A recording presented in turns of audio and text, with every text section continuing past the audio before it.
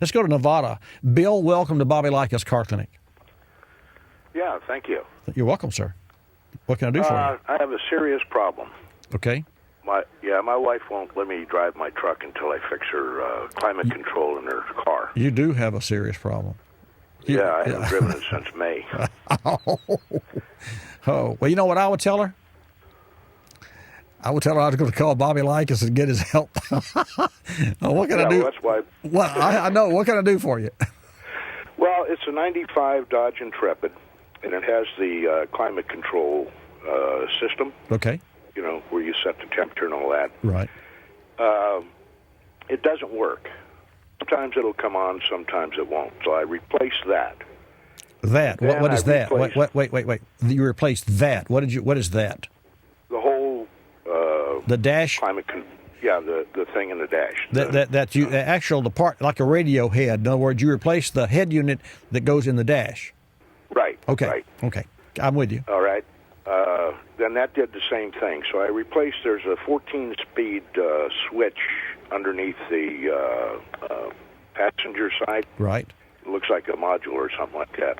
I replaced that, and it worked for maybe 3 or 4 days, and now it doesn't work at all.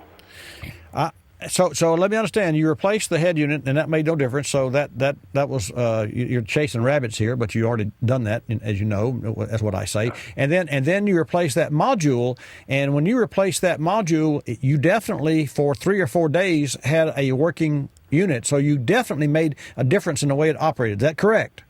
Correct. Okay. I would suggest to you that it wasn't the module; it was the wires that you had to unplug, and or other connections to get to the module, and in removing those wires and replacing that unit, you actually nudged the wires and you made them have a better connection. And so there's got to be, and here's what we call it in the automotive service industry. It's called a pin out test. And I'll make it real simple for you, Bill. You'd have to use a DVOM. And here's what we do. Let's just say we've got a computer under the dash that has 50 connections or more, but let's say 50 connections. And it's connected to 7 or 8 different sensors under the hood and goes to different parts of the car. What we will do using a wiring diagram and it's laborious at times. No pun intended. And we will we'll disconnect the connector and check wire number 1, where it plugs into the unit, and then go to its destination and verify that there's no resistance in that wire where it plugs to the sensor number 1 under the hood. And in order to do that, you have to have, like I said, a wiring diagram, and you got to have real long arms because you got to be in the car and outside the car. But now there's a way you can get around that. But that is really what I believe that you're going to have, and then we'll move on. But Bill, or it may be that there are some door motors and blend door motors and other electronic and or mechanical parts that are stuck or seized or not working correctly.